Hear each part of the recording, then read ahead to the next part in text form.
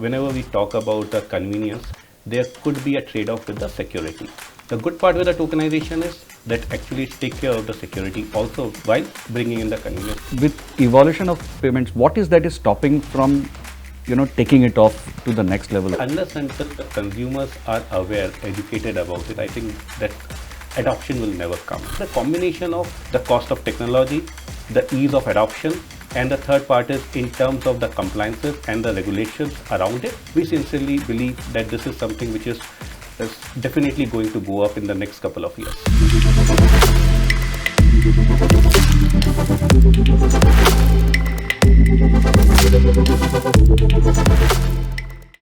Namaste and welcome to Fintech Pulse by Comviva, a series of podcasts where we discuss the latest happenings in the world of fintech, especially in the space of payments. And with fast evolving changes that are happening, I think that's a good opportunity to engage with stakeholders internally and externally to see what's happening and what is impacting the industry. I have with me my friend Vivek. Vivek, Senior Vice President and Head of Enterprise Business for Comviva. Welcome, Vivek. Thanks a lot, Rajesh. Vivek, you have been part of this industry for nearly 2 decades now. Yes. And done sales from, I think, wallets to tokens to most high-tech sales that you have done all this while. And now this thing that's come up, which is called tokenization. So what do you think is driving this? What is this tokenization? If you could just, demystify it for us. Sure, Rajesh. So I think when you spoke about the sales, we've been doing the sales since past couple of years. This reminds me of our first interaction when we were sitting across the table and you were the customer and I was trying to talk about the And wallet only one of solution. us was smiling. Exactly. So, you brought in a good point. Look, as a industry, we have evolved from the payments when we were doing the payments using the wallets, and today we've been talking about the tokenization. Well, so look, tokenization is not a new concept, and it's been around since past couple of years. I think it's only got accelerated when Apple Pay launched in North America, where the consumers were able to tokenize their cards and make a seamless payments. So I think in terms of what is driving, I think it's all about the consumer convenience. Today, the consumers today want a convenience while making a payment. And with the advent of technology, I think that's something which is possible because of the tokenization. Most often we have seen, whenever we talk about the convenience, there could be a trade-off with the security. The good part with the tokenization is that actually take care of the security also while bringing in the convenience. I think that's one of the key reasons which is driving the tokenization all across the globe, especially in India also now. Yeah, in fact, as you rightly said, typically security is something that creates friction. Tokenization takes away that friction and creates that frictionless payment environment. But with evolution of payments, what is that is stopping from taking it off to the next level now? It has started, a lot of people are talking about it, it's gained traction, but it's not really reached a stage where we can say it's matured or it's caught up. So what do you think or your view of market? I think there are you are right. While everyone spoke about the tokenization and we've been talking about it since past couple of years, it hasn't really made as big as we wanted. I think there is a couple of factors associated to it. One is obviously around the cost of a technology. So if you see the tokenization, if we talk about purely from the device tokenization, is something which is very much dependent upon the handset. And the cost of handset and the NFC controllers at one point of time was very, very expensive. Now that obviously that cost has come down and the technology in general has become far more affordable. That's a reason. That's one of the reasons. The second aspect is also about the consumer education. I think we can bring in a great technology, and it can bring in a lot of convenience with a lot of security. But unless until the consumers are aware, educated about it, I think that's adoption will never come in. So I think the second thing is about the consumer awareness. The third thing is all about the compliances also. So look, we have seen the tokenization coming up a long way and also compliances being evolved. Now at one point of time, there were a lot of industry players who were talking about it. There were merchants who wanted to do it. There were banks who wanted to do it. But the regulations and the compliances were not very clear and it was evolving almost on a regular basis. I think we have come up a place now today where it is fairly a cookie cutter standardized approach. There are technology partners who can help the banks or I would say the merchants to do the tokenization. So I think that part is also getting taken care of. So I think the combination of the cost of technology, the ease of adoption, and the third part is in terms of the compliances and the regulations around it.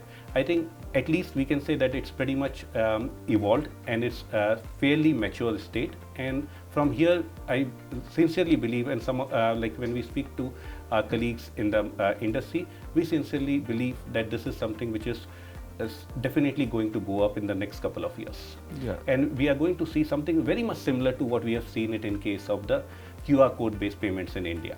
Like today, if we look back in 2016, 2017, and if we would have said that look, there would be a time when in India the people will not be taking out their wallets, they would not be carrying their wallets and only making the payments using their phone, people would have not even imagined, or some of us may have even have laughed. But today, the QR is ubiquitous. I think the same thing is going to happen very soon in the next few years with the help of the tokenization. On tokenization front, the compliance part that you mentioned, I think that's one enigma a lot of the merchants would face, because there's not just compliance in terms of PCI, in terms of even certifying the app and how that whole, and recertification, etc. Don't you think there's a role for players like us to play in ensuring that happens smoothly? Because that's the role a technology partner should play, just going or just delivering technology. What are they buyers looking at? I think you brought in an important point, Rajesh. Look, so tokenization for the merchant, typically we call it as a card on file tokenization. So I think there are two parts. Again, as I mentioned, one is obviously from the regulatory and the compliance part of it, and the second is obviously in terms of merchants implementing it.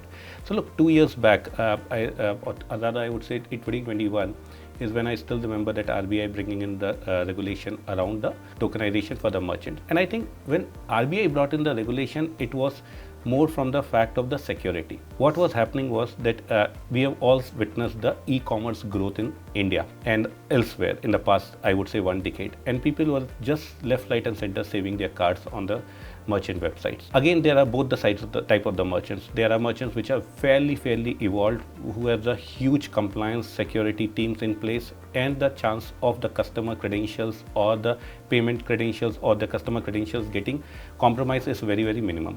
At the same point of time, there were merchants which were not so evolved, and still the customers were saving the cards on their platform, and they were the place. Those merchants could have been the places, or their apps or the website could have been the places which could have been potentially could have compromised. So RBI brought in a part in terms of doing the card on file tokenization, and in fact we started reaching out to quite a number of the providers. Now there were merchants who said that look, we are capable and we would be able to implement it.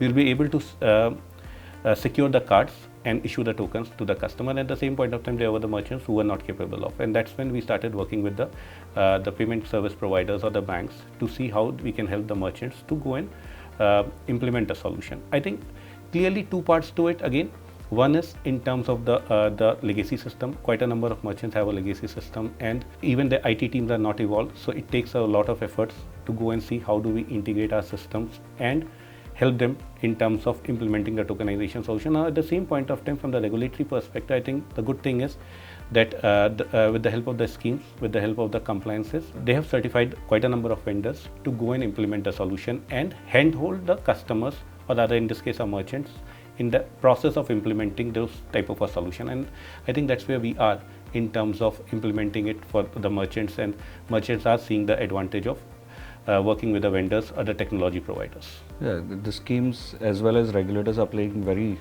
key and a very positive role in ensuring this grows. One of the offshoots of this has been the federated ID, where token kind of gives the certainty of payment, the certainty of identity.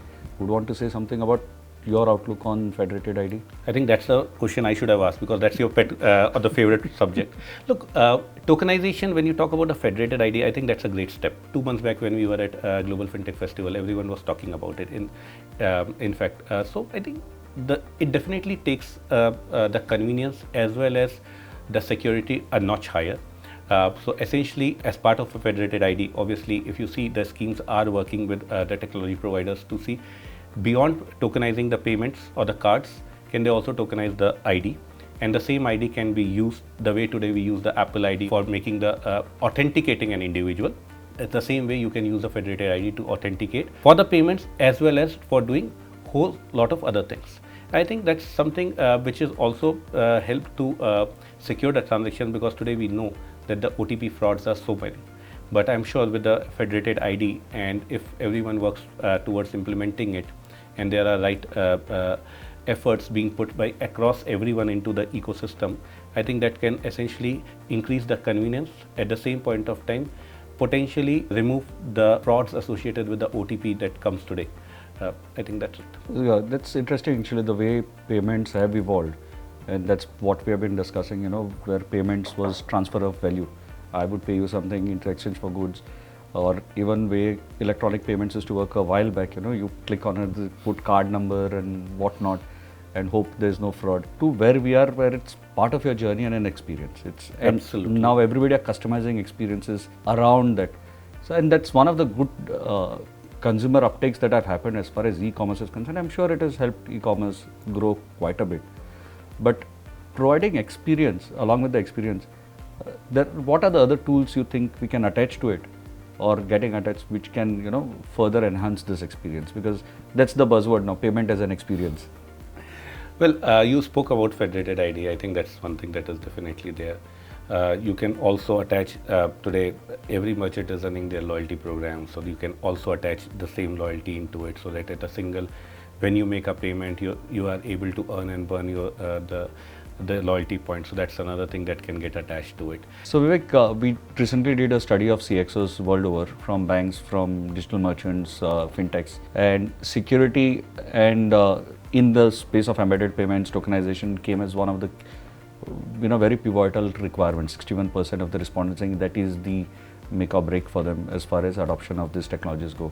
And that is supplemented by various other researches like BCG research, which is showing 60-70%, which are looking at security along with convenience and omni-channel experience, etc. So it is that's where I like this technology, where it is finally putting a consumer at the center with security, with convenience, and enabling his payment in a very frictionless manner.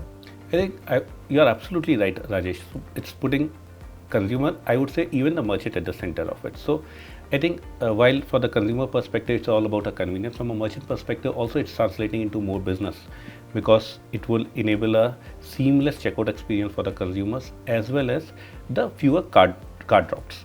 Now I'll give you an example. Like, let's imagine the journey for a consumer. So the consumer comes onto the merchant app, makes a purchase. At the time of a checkout, he can just check out to the card that is already tokenized. He or she doesn't need to add the CVV number that traditionally we used to do it. We spoke about a fact on the federated ID. He can authenticate himself using the federated ID.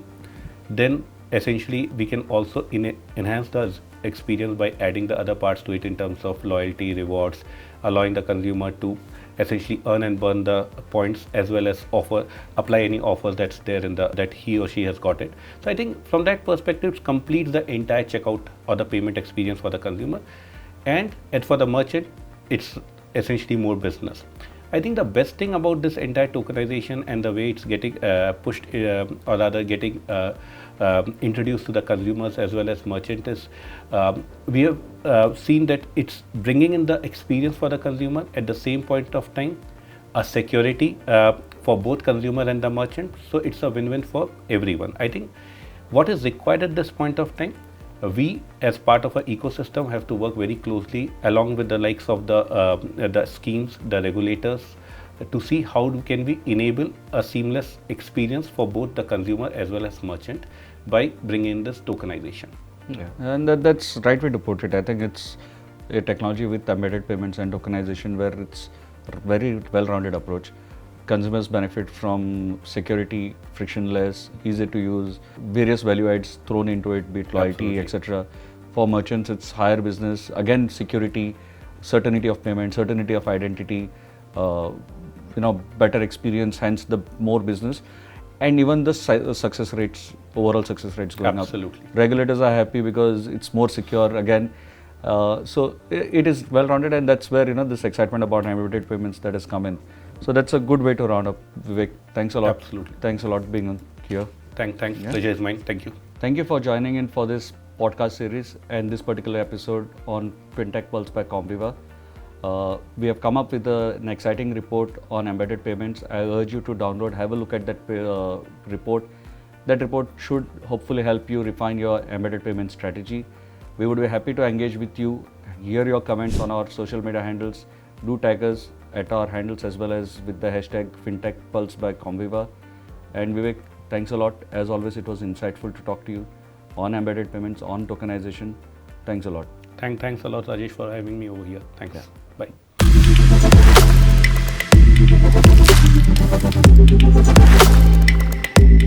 Bye.